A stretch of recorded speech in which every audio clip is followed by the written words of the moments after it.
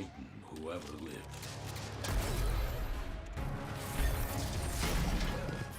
Man, Saint 14 is so cool. I say this as a Hunter player. Saint 14 is so sick. And also really cool that Saint 14 has a helmet that takes on shaders really well, and it has some really cool ornaments as well. But it's just so unfortunate that like you'd only use this armor piece if you didn't have a Well of Radiance Warlock on your fire team or something. That's really a bit of a shame.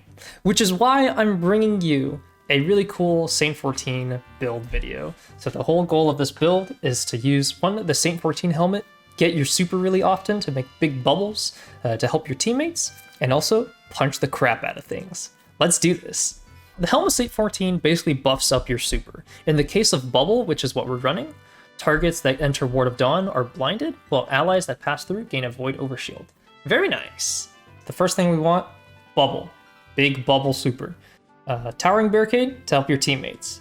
For our melee of choice, Shield Bash, because that is what Saint 14 would use. So, you know, gotta follow in his footsteps. For Grenade, we're gonna pick Vortex Grenade. It's just, I don't know, it's just preference at that point. You can switch to a Suppressor Grenade if you need to stop Unstoppables or things like that, but yeah, whatever grenade you want, really. For our aspect, Bastion. Bastion, the really big thing we care about is that we get an overshield whenever you cast Barricade onto yourself and nearby allies. This is important later to talk about Orb of Power generation. Defensive Bulwark is our next aspect, basically just buffs us up while we're in an overshield or inside Ward of Dawn. Overall, very strong for this build, since we're already doing that anyway. For Fragments, we're gonna want Echo of Reprisal. This is going to happen pretty often because the goal of this build is to shield bash into people and just start punching the crap out of things, so you will be surrounded by combatants very often. We're going to then pair this up with Echo of Starvation. Getting a Void Breach or Orb of Power grants Devour, just to kind of feed into health regen and grenade ability regen. Echo of Leeching is the next one. Melee Final Blows start health regeneration for you and nearby allies. You're going to be punching a lot of things, so it's kind of nice to get health regeneration. Our final fragment will be Echo of Exchange. Melee Final Blows grant grenade energy, because we'll be punching a lot of things. In terms of mod setup, here's what I'm kind of running. Overall, you want high resilience, some intellect and strength. Those are like the stats you want to prioritize. The really big thing I want to talk about here is heavy-handed. Now, you may be thinking, okay, cool, so this would create an Orb of Power whenever I shield bash people. That's neat, but I mean, what else is there to it?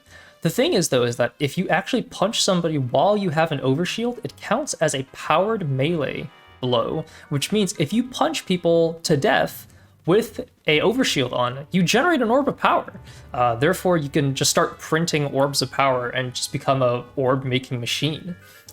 In line with that, we're going to throw on things like Focus Strike, just to get more class ability energy every time you punch things. This includes when you're not powered up too, so if you don't have an overshield, you could just punch things and get class ability energy. And class ability is your Barricade, which will give you an overshield, which feeds into making more orbs. Perfect.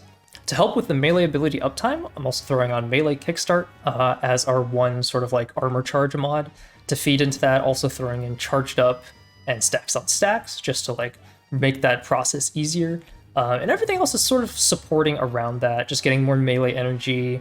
I'm throwing in Orbs of Restoration just to help with the ability energy gained on Orbs of Power pickup. We have Hands On to get more super energy, a Dynamo, more super energy. The goal is just make lots of Orbs of Power by punching things, and also just like getting lots of super energy, because the goal is to use Ward of Dawn as often as you like.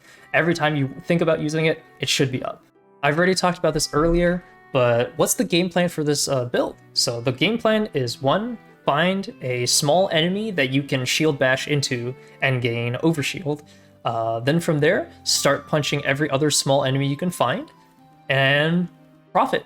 Just profit off of that. Because your build is so focused on punching small things, you might struggle with punching big things. And as a result, weapon-wise, I recommend just like any kind of shotgun, any kind of fusion rifles. You can run double special with this build pretty comfortably, just because you are mostly punching at the smaller red bar enemies while dealing with the major enemies, or like the orange bar ones. You can use weapons with those just to get them weak and then punch them to death afterwards. That's all I have for this build video. I also, before I sign off, just want to say thank you for the 100 subscribers. That's really cool. I didn't expect to hit 100, like ever, so I think that's pretty neat.